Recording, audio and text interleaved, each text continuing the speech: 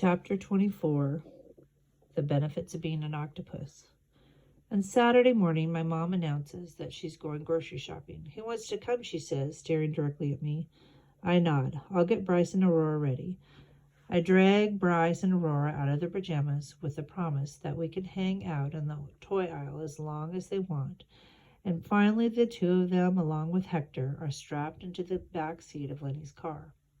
And I realize how impossible this all is without our own car.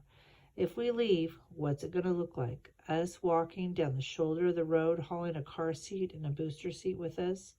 My mom takes the road that leads up to Route 14. I hate the way my mom drives these days. Every time she steps on the accelerator, it is so tentative. It's like she's scared she's going to use too much of Lenny's gas. Why are we going this way? Bryce calls from the back. We are going to the J&H supermarket this time, my mom says, without taking her eyes off the road. But that one doesn't have the cart with the steering wheels, he whines. They're having a sale, my mom says, without batting an eye, on ground beef.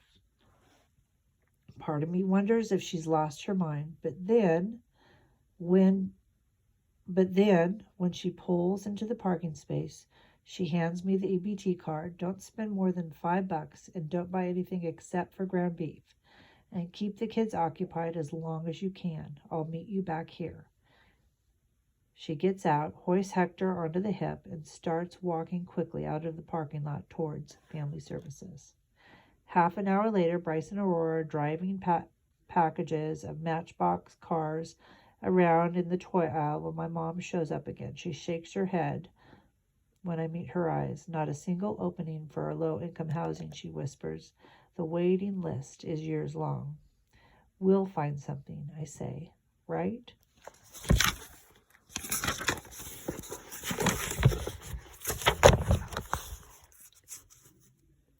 She watches Bryce and Aurora as they scoot around in their cardboard boxes yelling, Zoom.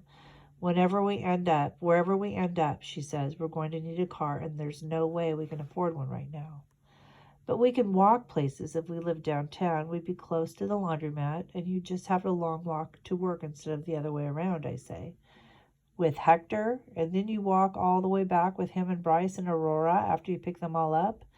There's no way. I don't know what to say. How is it possible to have no visible cage around you, but to be so trapped? My mom bites her lip, but Lenny is going to expect me to either ask for a new shifts when I go into work today or to quit, and I won't. I can't. Bryce crashes his Matchbox car box into a display of Valentine's Day decorations, and they go flying. Bryce, quit it, my mom yells, and both of us are soon on our knees, picking up packages of paper plates and paper cups covered with hearts and containers of heart confetti. We'll find something, I whisper to her. There's no other option. I pick up the last bunch of items on the floor, hot pink headbands with bobbly hearts. They're practically screaming Fuchsia's name, and I'm tempted to jam one in my jacket pocket, but my mom's too close and might see me. Nothing in life is fair. We shouldn't be forced to choose between a place to live and a life with Lenny. And if Fuchsia is going to get threatened by an angry guy with a gun, she sure deserves to have a hot pink headband with bobbly hearts, except that she doesn't have a friend with enough money to buy it for her. On our walk back to the car, my mom pulls me close to her and shows me a little scrap of paper with a phone number. What is it? I ask. I got it from a poster at Family Services. She pauses. It's a domestic violence hotline number. Are you going to call it? I don't know. Do you think I should? He's never hit me. Mom, you're scared. I'm scared. That counts. She bites her lip. But what if? I stop walking and look at her. What if they can help us find a place to stay?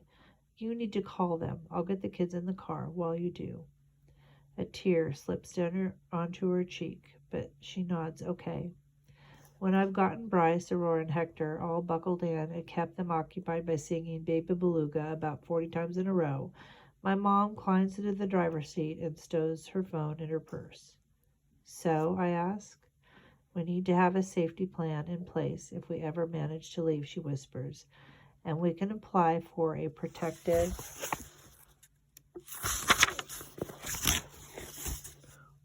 order, so Lenny has to stay away from us.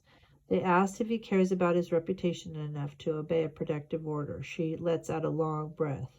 I think that he does. Behind me, the back seat is full of singing about baby belugas in the deep blue sea. Did they know of a place for us to go? She shakes her head. The shelter is full right now. So the protective order can work, but only if we can actually find a way to leave. My mom sighs and starts the engine. Yep. When she pulls out of the parking lot, I turn to her. What made you change your mind? About what? About Lenny. I'm tempted to mention the whole slapping thing, but I want her to answer the question. She bites her lip. I think I've known deep down for a long time, like a creeping feeling of numbness getting bigger every day. But it was just too unbearable to think about, especially when I couldn't see any way out. She looks over at me. It was when Lenny talked to you the way he talks to me. When he refused to believe you about the debate club of yours and said you just wanted to make trouble. She shakes her head and looks back at the road. That was when it started to click for me. Even though what she said to me was nothing compared to what he'd said to her. How is it so different when you're the one that's being bullied? I stare out the window at the fancy grocery store and car dealerships that we're driving past. Tied to the new cars are balloons bouncing around at the mercy of the wind. Will you drop me off downtown on the way home, I ask. I think I need to see Fuchsia. Because we don't have enough going on already, right? I give my mom a look. Fine, I'll drop you off nearby, she says. It would be just easier if the problems happened one at a time. When she pulls the car up to the falling apart building downtown where Fuchsia lives, she leans over. You know, I can't waste any gas on coming back to pick you up, right? The only way I could justify the trip to J&H Supermarket was the sale on beef. I know, I'll walk. Then I add, it'll be good practice. My mom rolls her eyes and shifts back into drive, right, as if we're ever going to make this happen. The door to the building with Fuchsia's apartment are only partway closed, and I push through it and head up the rickety stairs. Someone at one point tried to paint half of the stairway bright green, but then gave up, as though all this place needed was a new coat of paint to freshen it up. I knock on the door to her apartment, and a few moments later I hear Fuchsia's voice. Who is it? It's me. Can you let me in? The lock is undone, and the door opens to reveal Fuchsia with her hair all squirrely, like she's just gotten out of bed. What are you doing here? Did I wake you up? I ask as I step inside. Nah, she says. But what's the point of getting out of bed? She closes the door behind me. Where's your mom? She wraps her pink hoodie tighter around her. Saturday morning shift at the bakery. She peers out the window through the slats of the broken blinds. You know, I've decided to call that DCF person. You have? Fuchsia leans against the window frame.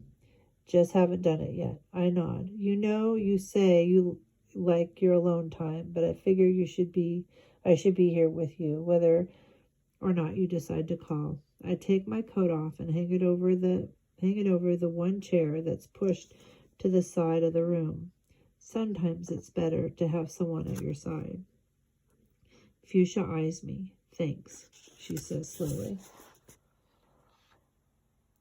How are you going to make the call? What do you mean? Like, what phone are you going to use? The lady across the hall lets me use her phone for emergencies, she mumbles. But she doesn't move. Oh, I say. The air in the apartment is cold, and I pull my coat back on. Are you going already? Fuchsia asks. I shake my head and sit down in the chair, tucking my hands underneath me. I stare at Fuchsia. Without her makeup, she looks about as scared as Aurora did when she was surrounded by all those honking cars. I keep my voice low. You know, you can get a protective order to keep someone away from you. You could get one against Michael. Yeah, Fuchsia smirks. Then I can be all, sorry, Crystal, I can't move in with him because then I'll have to be arrested. That'd be hilarious, except for the part where she'd kill me herself. But If you tell her about what Michael did, Fuchsia shakes her head, she wouldn't believe me. She'd kick me out. Is that really any worse? You just end up calling the DCF lady after that. She glares at me. Yeah, it's worse. You want to try and convince me that it'd be fun to get kicked out by your mom?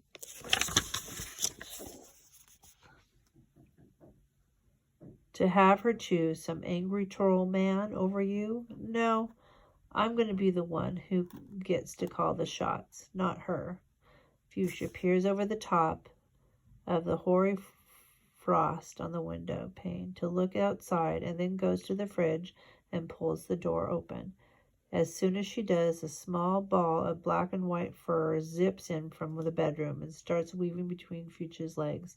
Oh my gosh, I say, is this Jane Kitty? Fuchsia pulls out a quart of milk and closes the fridge behind her.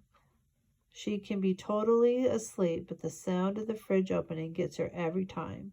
She pours a bit of milk onto a plate and places it on the floor. Jane Kitty immediately starts lapping it up.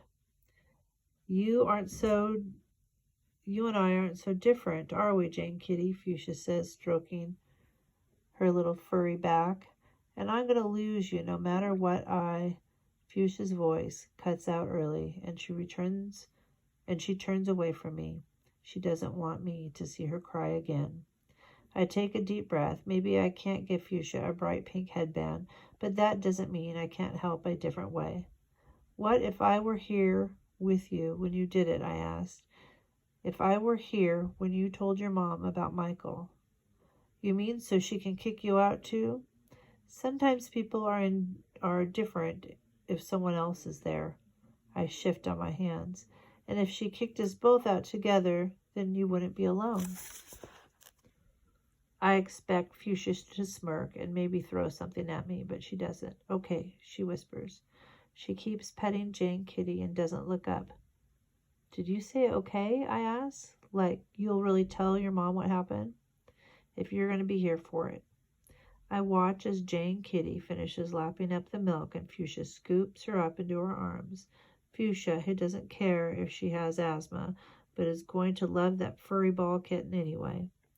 Like how the cold air feels like when nothing when you've just stood on your ground and told off the whole debate club. And how even the most organized trailer with nice curtains and a nice lamp and an alphabetized DVD collection is worth nothing if. I stand up. When's your mom going to be back? I ask. Fuchsia looks at the clock on the stove. Probably an hour. I don't know. Why? The woman who lives across the hall. Do you think she'd let me use her phone too? Fuchsia cocks an eyebrow at me. She will if you tell her how much you love her birds. Her birds? She's got like 100 of them in there. Who do you need to call?